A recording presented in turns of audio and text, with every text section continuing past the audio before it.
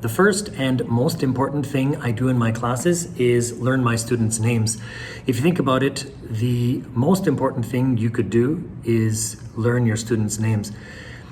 It's the least amount of effort you could possibly exert to create a connection between you and another human being.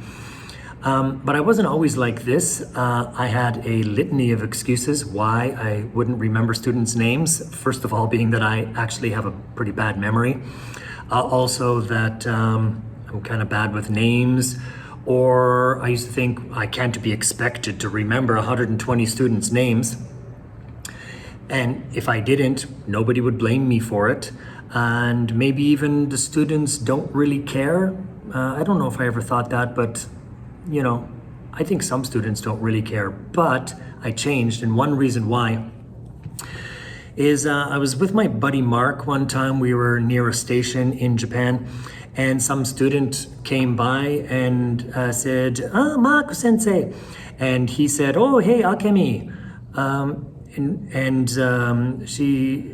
They started talking, and he said, oh, your birthday's coming up soon. And she was like, oh, wow, you remembered my birthday. And, and she took off, and I said, oh, Mark, is that your student? He said, well, she was my student 2 years ago. I was like really floored. Okay, my buddy Mark, he has an amazing memory. In fact, it's his only good point. I'm just joking. Just in case he's watching. He's not watching. But anyway, I don't have an amazing memory, but I thought I'm not an idiot. I could try and see what happens. And so I started trying to learn my students' names, and I succeeded. The way I did it at first was I don't anymore, but I used to start my first class with self-introductions. So the students would prepare a self-introduction, and I would go around the class and hear their little introduction and ask them questions, and I would remember their name. And when I got to the second student, after the second student, I would say the first student's name and the second student's name. And after the third student, I would say the first and second and third student's name. And then by the time I got to the end of the class, like a little parlor trick, I could just go through the class and name all the students. I don't have a great memory, but I have a great, spatial memory. I think it's from playing guitar and remembering the shapes of chords and scales. So I could remember I could remember their names by where they sat. I didn't do this because I guess I wasn't smart enough, but I could have made a seating arrangement. Some teachers do that, and that's a good idea. Another easier way is a teacher I currently work with. He uses an app called TeacherKit.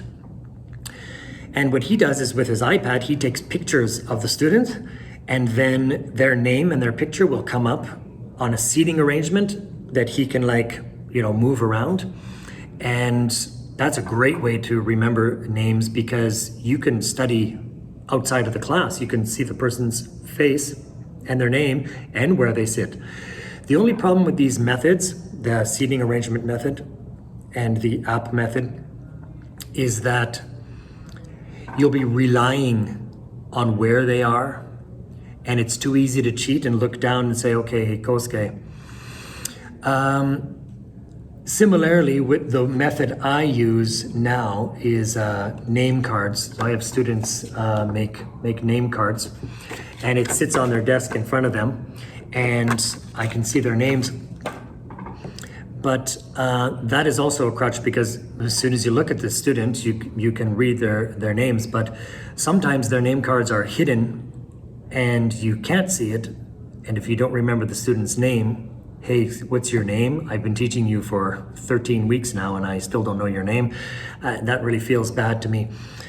So what I do is, while I'm giving out the name cards, I'll look at it and think, okay, Taito, and I look around and I say, I know him, and okay, there he is, and I go and give him the card. Here you go, Taito. And he thinks like, oh, okay, he knows my name, like that. So you can't rely on them too much. You have to memorize a student's name. And the result has been fantastic. When I walk around school and I'll see a student and I'll say, hey, Misa, and inevitably her friends will say, sensei, 名前覚えてる? they say, what? The teacher knows your name? And they're all like shocked because probably their teachers don't know their names. And then it's like, yeah, and she probably feels like at least a little bit special. The student feels at least a little bit special that I remember their name. I took the time out. I forget sometimes, and then I have to, refresh my memory. But sometimes I can remember even like a year or two later. And when I'm walking down the hall and I see a student that I had last year, and I say, "Hey, Suzuka," and she's like really shocked. "Oh, you remember me? Oh my God!"